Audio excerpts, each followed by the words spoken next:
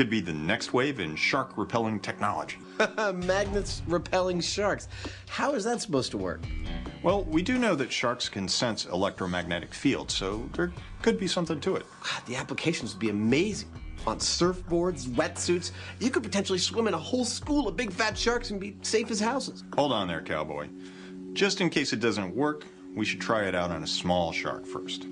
I totally agree.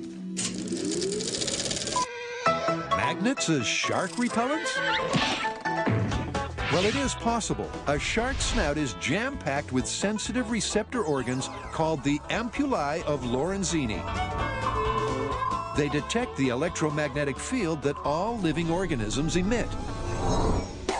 So a strong magnetic field may indeed prevent a shark from getting too nosy.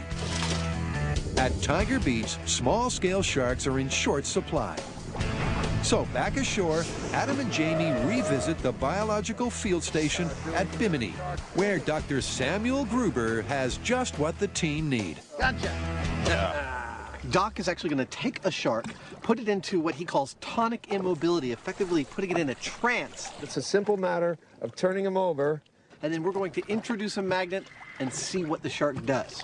Okay, he's asleep. You can do all kinds of stuff to him and tickle his belly and whatnot. He's not going to do much. For the first test, we're just going to do the magnet and see if we get a response. Okay, here we go. There he goes. I didn't do that. Now, go ahead and do it again. Okay. See, he's bending away from it. Not entirely convincing, but with the shark conscious, a reaction to the same action Whoa! He almost got away. is more compelling. Go ahead. Oh! But to make sure, they're going to tweak the experiment using a smaller but more powerful neodymium magnet and a young nurse shark. Now I'm putting a plastic card over the shark's eye so that we can be sure that he's reacting to the magnetism itself and not to the sight of the magnet being brought close to him. Come right in. Whoa! He did jump. He totally jumped. He jumped and he bit at it. That's a result. That's the result. But what's that result telling us? Was the shark pup repelled as per the myth? Or was it trying to attack the magnet? 1, 2, 3, go. Not exactly a useful attribute in shark repelling technology. To find out, Adam has a plan so cunning, you could put whiskers on it and call it a weasel. He'll be drawing a magnetic line in the sand and asking this young nurse shark to cross it. The field that we're testing in is basically a long rectangular alley of water. For the control, we expected to see the shark swim up and down this track with no inhibitions. Then we're going to place a line of magnets somewhere along that track and see if the shark either resists crossing that line of magnets or doesn't care that they're there at all. Okay, but what about the... Because I'm psychic, I can tell what you're going to say when we lay a line of these ceramic magnets out and watch the shark be resisted by them. You're going to say, oh, but the shark's just disturbed by seeing a big line of stuff in their tank. Well, we've already thought of that. That's why we're going to start with a control. We're going to lay a line of these innocuous lead weights across the tank, and hopefully we'll see the shark not care about these at all from a visual standpoint. Here he comes. Yeah, he totally crossed the line. That was beautiful. And he did it in front of all of our cameras. He's a very cooperative shark.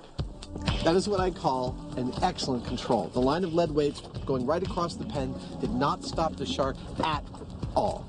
Now we're going to replace the lead weights with magnets and see if we get a different result. Here, Sharky, Sharky. Here he comes. Come on. Oh. It's not quite definitive, is it? Adam comes to a conclusion.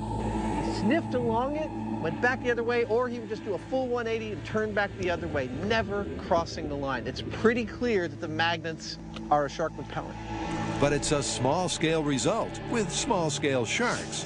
But what happens when you upsize the sharks and induce a feeding frenzy? Oh, it's got a hit! Later on, Adam and Jamie will free Bruce. Awful, that's a horror show. But first, This for science! Carrie, Tori, Grant, and Gertie put everything they've got into the dog bait build.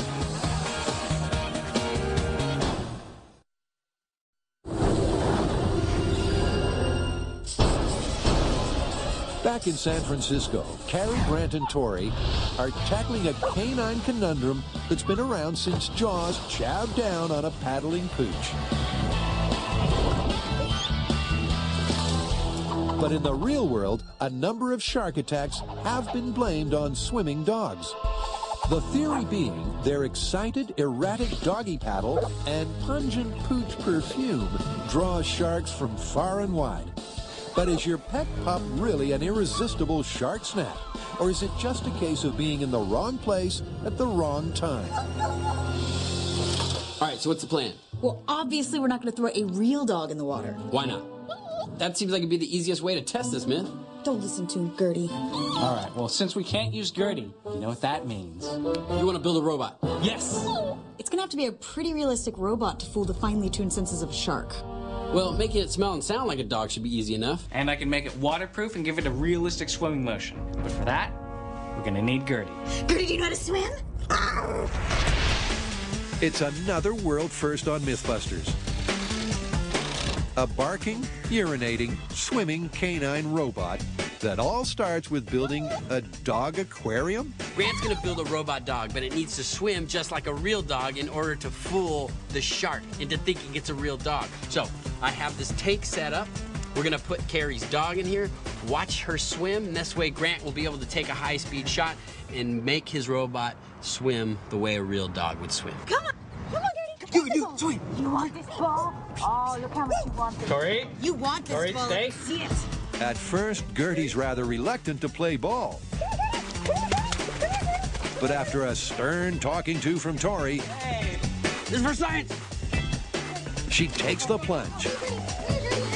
The team's voices break nearby windows, and the cameraman gets the shot.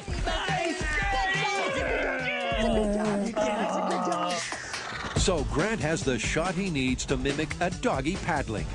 A chaotic action that supposedly sounds like injured and distressed prey.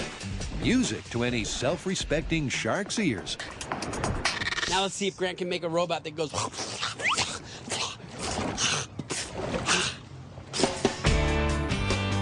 So this is the heart of RoboDog. This is an air-powered motor, and goes a little something like this.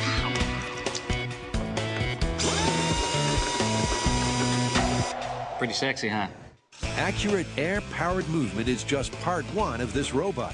To make RoboDog as close a simulation as possible, Cary and her canines are on the scent trail of part two.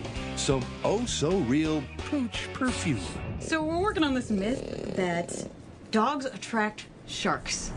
And we were hoping to take some syringes full of, like, you know, dog scent. And I hear they have a gland. Yeah, there's two glands actually on the backside of dogs. They're called the anal glands. And it's the reason why dogs sniff each other's butts a lot of times is because they pick up information. Where they've been, what they've been doing, who they've been hanging out with, that kind of stuff. Think of them as a business card that the dog leaves behind when he goes to the bathroom. But on a routine basis, we can express these guys' glands and get the secretions.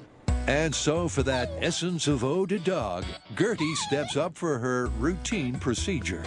All right, Gertie. Viewers and dogs of a nervous disposition may want to look away now. Oh, that one wasn't too bad. That one expressed really easily. Oh, that's awful. Yeah. Oh my God, that smells so bad.